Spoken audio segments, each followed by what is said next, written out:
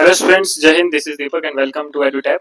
तो गाइज, जैसे कि आपको पता है कि आपका जो UPSC, EPFO, APFC and EO AO का जो एग्जाम है, वो इस साल जो है नोटिफिकेशन आ सकती है और इस साल एग्जाम कभी भी जो है वो आपका हो सकता है। तो इसी एग्जाम की तैयारी करने के लिए हमने यानी कि एडुटैप ने जो है वो आपकी एक सीरीज स्टार्ट करी थी, जिसमें ऑलरेडी हमने बहुत से सेशन जो है वो आपके लिए हैं, जिसमें हमने अलग अलग टॉपिक के ऊपर 10 इंपॉर्टेंट क्वेश्चंस को जो है वो आपके साथ डिटेल में डिस्कस किया है, सो दैट कि आपका एग्जाम का सिलेबस वाला पार्ट भी कंप्लीट हो जाए और आपको ये आइडिया भी हो जाए कि आपके एग्जाम में क्वेश्चन किस तरह से पूछे जाते हैं। तो गाइज, ये जो आज का टॉपिक रहेगा, ये मॉनेटरी पॉलिसी ऑफ इंडिया के रिगार्डिंग रहेगा। इंडियन इकोनॉमी का ये टॉपिक है।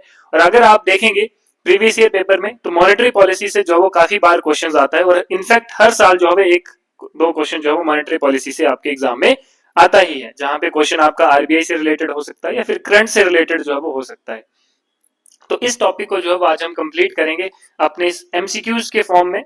इसको डिटेल में डिस्कस करेंगे सो दैट कि आपके एग्जाम में जो है वो आपको जो है वो इजीली जो है वो उस चीज को आप कर सको। तो गाइस, चलते हैं आज की सीरीज में। आज की सीरीज का पहला क्वेश्चन है, which of the following is true about monetary policy in India. कि कौन सा जो आपकी स्टेटमेंट, कौन सी ऐसा पॉइंट है जो कि आपका सही है regarding the monetary policy in India का। तो फर्स्ट स्टेटमेंट की अगर हम बात करें, it is formulated by the Reserve Bank of India, कि ये जो है वो रिजर्व बैंक ऑफ इंडिया के द्वारा जो फॉर्मुलेट किया जाता है। सेकंड है, the primary objective of monetary policy in India is to promote export. Third है, the monetary policy committee was established to target inflation under a flexible inflation targeting framework। तो ये तीन स्टेटमेंट्स जो है वो आपको गिवन है। आपने बताना है कौन सी स्टेटमेंट जो है वो आपकी करेक्ट है regarding the monetary policy in India. सही ऑप्शन की अगर हम बात करें तो सही ऑप्शन है आपका ऑप्शन बी, यानी कि फर्स्ट एंड थर्ड स्टेटमेंट। तो यस, फर्स्ट स्टेटमेंट आपकी करेक्ट है कि आरबीआई ही जो है वो रिस्पॉन्सिबल है फॉर्मुलेट और इंप्लीमेंट करना वेरियस पॉलिसीज जो कि आपकी मॉनेटरी से रिलेटेड है, कैश से रिलेटेड है। ठीक है, तो मॉनेटरी पॉलिसी इन इंडिया को जो है वो आरबीआई ही जो है वो इंप्लीमेंट करता है, उसको फॉर्मुलेट करता है, उसकी जो है वो देखभाल करता है। सेकंड स्टेटमेंट आपकी इनकरेक्ट है, क्योंकि while promoting export can be secondary goal, primary objective जो रहता है मॉनेटरी पॉलिसी का, that is price stability with growth. कि ग्रोथ तो ठीक है, लेकिन उसके साथ प्राइस स्टेबिलिटी भी जो है वो एक मेन मुद्दा है, मेन ऑब्जेक्टिव है, that is the primary objective. ठीक है, तो ये भी जो है वो आपका रहेगा। थर्ड स्टेटमेंट आपकी करेक्ट थी कि जो मॉनेटरी पॉलिसी कमेटी है वो 2016 में एस्टेब्लिश की गई थी, and it operates under flexible inflation targeting यानी कि FIT framework with a target of 4% plus minus 2%। तो इस तरह से जो है वो आपको ये गिवन है। तो सही ऑप्शन रहेगा आपका ऑप्शन बी जो है वो आपका करेक्ट रहेगा। बात करते हैं क्वेश्चन नंबर सेकंड की। क्वेश्चन सेकंड है, which of the following tools are classified as qualitative instruments of monetary policy in India. कि कौन से जो ऐसे टूल्स हैं जिनको क्लासिफाई किया गया है as a qualitative instrument of monetary policy in India.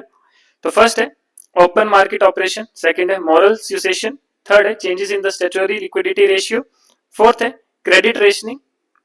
तो ये आपने बताना है कि कौन सा जो है टूल है जिसको as a qualitative instrument of monetary policy in India में जो है वो क्लासिफाई किया गया है।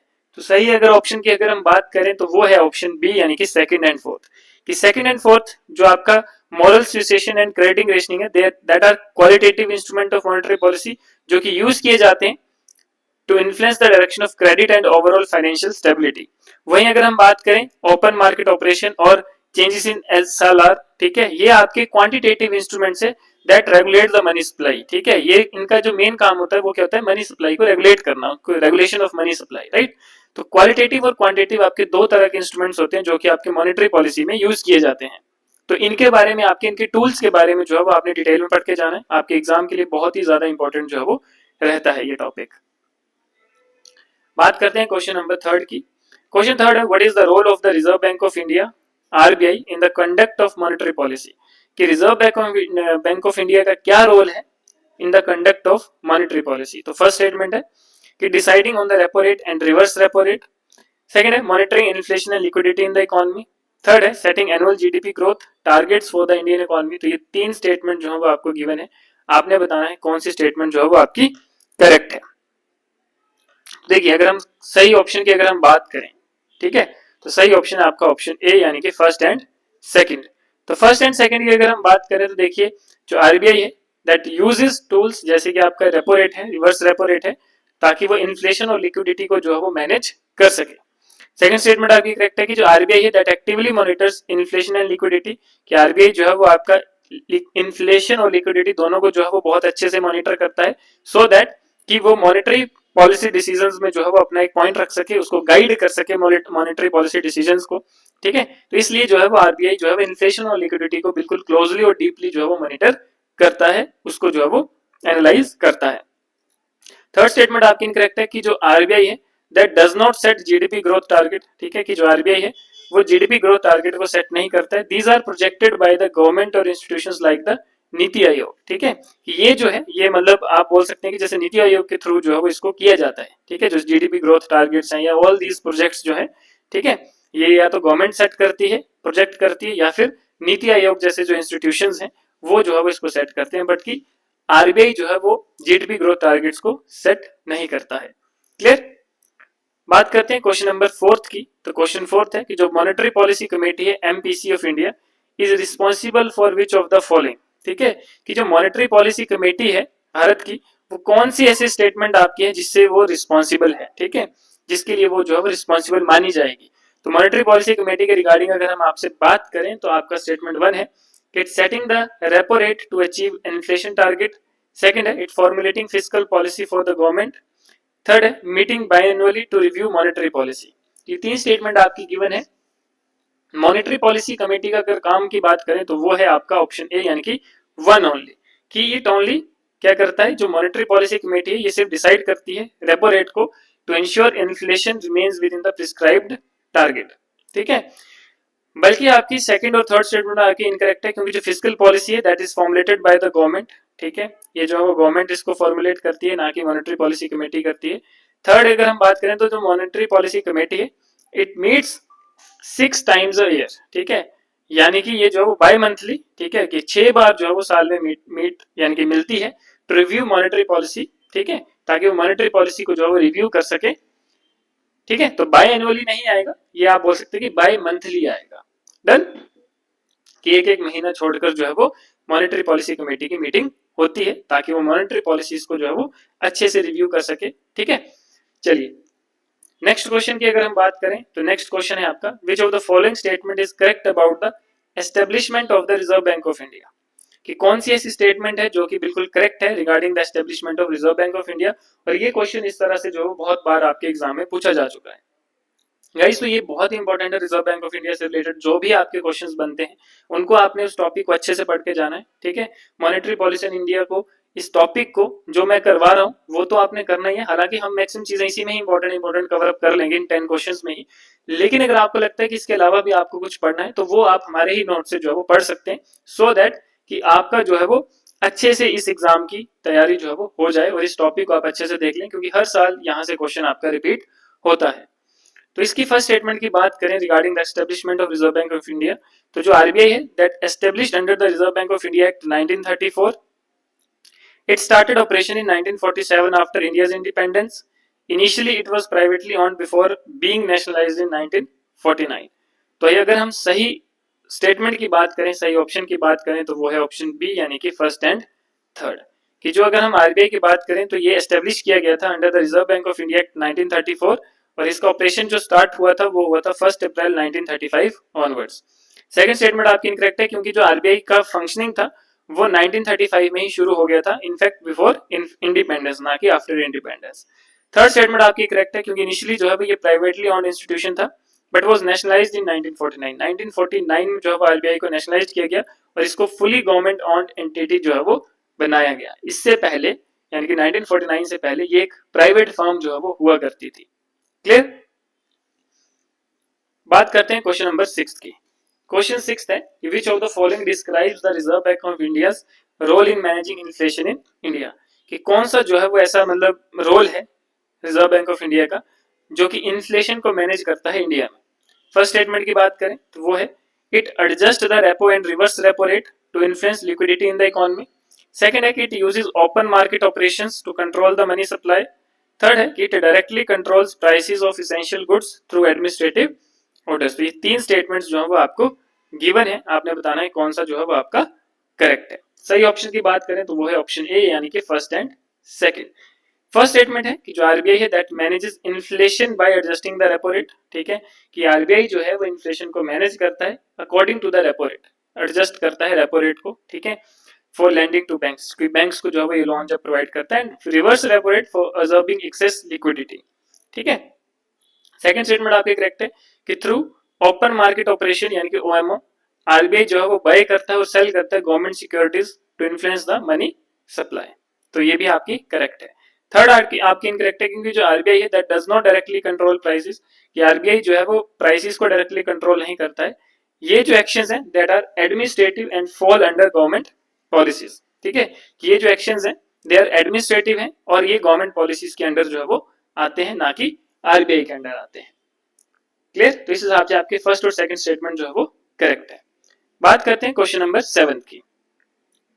क्वेश्चन 7 है कि विच of the following statement is correct regarding the inflation targeting framework in India, कि कौन सी स्टेटमेंट जो है वो आपकी करेक्ट है regarding the inflation targeting framework. ठीक है, फर्स्ट स्टेटमेंट की बात करें तो वो है कि जो इन्फ्लेशन टारगेटिंग है that was introduced in India, ये भारत में इंट्रोड्यूस की गई थी through an amendment to the Reserve Bank of India act 1934। Second है कि जो रिजर्व बैंक ऑफ इंडिया है इसका मेन एम है to maintain inflation at 4% with a tolerance band of +-2%। Third है कि जो मॉनेटरी पॉलिसी कमेटी है ये रिस्पॉन्सिबल है for setting the inflation target every 5 years. ये तीन स्टेटमेंट आपको गिवन है। सही ऑप्शन की बात करें तो वो है ऑप्शन ए यानी कि फर्स्ट एंड सेकंड स्टेटमेंट। तो फर्स्ट स्टेटमेंट आपके बिल्कुल करेक्ट है कि जो इन्फ्लेशन टारगेटिंग है ये मेनली कब कौन से अमेंडमेंट में जो है वो इसको इंट्रोड्यूस किया गया था, reserve Bank of India act 1934 में जो है इसको इंट्रोड्यूस किया गया था 2016 में। और सेकंड स्टेटमेंट आपकी करेक्ट है क्योंकि इन्फ्लेशन टारगेट जो है 4% है, जिसमें आपकी टॉलरेंस जो रहती है दैट इज +-2%। थर्ड स्टेटमेंट आपकी इनकरेक्ट है क्योंकि जो इन्फ्लेशन टारगेट है ये सेंट्रल गवर्नमेंट सेट करती है in consultation with the RBI for a period of 5 year. ठीक है, तो डायरेक्ट यहाँ पे आरबीआई का कंट्रोल नहीं होता है, यहाँ पे आरबीआई सिर्फ एक एज अ कंसल्टेशन बॉडी जो है वो पार्टिसिपेट करती है। मेनली जो ये सेट किया जाता है that was by the central government. Clear? Question number 8 की बात करें तो क्वेश्चन नंबर 8 है which of the following correctly describes the process of monetary policy formulation in India, कि कौन सी जो है वो आपकी सही यहाँ पर अगर हम बात करें तो सही स्टेटमेंट है regarding the process of monetary policy formulation in India. First statement की बात करें तो जो मॉनेटरी पॉलिसी कमेटी है ये रिस्पॉन्सिबल है for determining the policy repo rate. जो मॉनेटरी पॉलिसी कमेटी है ये that consist entirely of members from the Reserve Bank of India, और जो आरबीआई है that implements the monetary policy decision taken by the monetary policy committee. तो बात करते हैं सही ऑप्शन की, तो वो है ऑप्शन बी यानी कि first and third. First and third की अगर हम बात करें तो देखिए जो एमपीसी यानी कि मॉनेटरी पॉलिसी कमेटी है ये रेपो रेट तो डिटरमाइन करता है, लेकिन इसके अलावा अदर की रेट्स हैं to achieve the inflation target की। अदर जो आपके की पॉइंट्स हैं उनको भी जो है वो हाईलाइट करता है, उनको भी जो है वो मेजर करता है ताकि वो इन्फ्लेशन टारगेट को अचीव कर सके। सेकंड आपकी इनकरेक्ट है क्योंकि यहाँ पर जो है एमपीसी में जो है वो 3 आरबीआई मेंबर्स होते हैं और 3 एक्सटर्नल मेंबर्स होते हैं जो कि गवर्नमेंट के द्वारा अपॉइंट किए जाते हैं। तो ये आपने याद रखना है कि मॉनेटरी पॉलिसी कमेटी में कौन कौन जो है वो मेंबर होता है। तो 6 होते हैं जिसमें से 3 आरबीआई के होते हैं और 3 एक्सटर्नल मेंबर होते हैं जिन एक्सटर्नल मेंबर्स को गवर्नमेंट अपॉइंट करती है। थर्ड स्टेटमेंट आपकी करेक्ट है क्योंकि जो आरबीआई है ये implement decision made by the MPC through instruments like open market operation, CRR adjustment and repo rate changes. तो आरबीआई जो है जो भी एमपीसी डिसीजन लेती है, ठीक है, उसको जो है वो इंप्लीमेंट करती है। क्लियर? बात करते हैं नेक्स्ट क्वेश्चन की, तो वो है in the process of monetary policy formulation in India which of the following stages is involve, कि अगर हम बात करें monetary policy formulation in India की तो कौन सी स्टेजेस जो है वो आपकी इन्वॉल्व होती हैं इस पूरी प्रोसेस में। फर्स्ट है collection and analysis of economic and financial data, कि पहला क्या करता है कि collection and analysis of economic and financial data, कि ये जो है मेनली डाटा जो भी आपका रिलेटेड है या तो इकोनॉमिक या फिर फाइनेंशियल से रिलेटेड है, फाइनेंस से रिलेटेड है, उसको जो है वो कलेक्ट करना और एनालाइज करना। सेकंड है कि consultation with the central government on policy rates before announcing decisions, ठीक है, कि डिसीजन को अनाउंस करने से पहले सेंट्रल गवर्नमेंट के साथ जो है वो कंसल्ट करना पॉलिसी रेट्स के रिगार्डिंग। ठीक है, थर्ड है announcement of monetary policy decision by the monetary policy statement. तो अगर हम बात करें स्टेजेस की तो आपका सही ऑप्शन रहेगा ऑप्शन बी यानी कि फर्स्ट एंड थर्ड, कि आपका फर्स्ट स्टेटमेंट आपकी करेक्ट है कि जो आरबीआई है ये कलेक्ट भी करता है और एनालाइज भी करता है जो भी डाटा है related to inflation, growth, fiscal performance या फिर ग्लोबल इकोनॉमिक ट्रेंड, ठीक है, before making monetary policy decision. Clear? Second आपकी इनकरेक्ट है क्योंकि जो एमपीसी है that operates independently and there is no direct consultation with the government before announcing decisions. Third है आपकी कि जो मॉनेटरी पॉलिसी डिसीजन है that are announced through a monetary policy statement which detailing the reasoning behind the decision. तो ये दो statements यानी कि फर्स्ट और थर्ड स्टेटमेंट जो है वो आपकी बिल्कुल करेक्ट रहेगी। तो गाइज ये थे आज के कुछ इंपॉर्टेंट क्वेश्चंस जो कि मॉनेटरी पॉलिसी से रिगार्डिंग थे इंडिया की, जो कि आपके एग्जाम में इसी तरह के क्वेश्चंस बहुत बार आपसे पूछे जा चुके हैं अलग अलग फॉर्म में। ठीक है, तो आपने इस टॉपिक को अच्छे से पढ़ना है। 90% चीजें इंपॉर्टेंट हमने इसी में ही कवर कर ली है सेशन में, तो ये आपके एग्जाम के लिए बहुत ही ज्यादा हेल्पफुल भी रहेगा। और अगर आप चाहते हैं कि ये पीडीएफ आपको मिले तो आप हमारा टेलीग्राम चैनल भी जो है वो ज्वाइन कर सकते हैं। और आप चाहते हैं कि सेशन अलग अलग सब्जेक्ट्स का अलग अलग टॉपिक का आपको हर रोज इसी तरह से मिलता है तो आप हमारा चैनल भी जो है वो सब्सक्राइब कर सकते हैं। तो गाइज आज के लिए इतना ही, मिलते हैं नेक्स्ट वीडियो में नेक्स्ट टॉपिक के साथ। तब तक के लिए धन्यवाद, जय हिंद।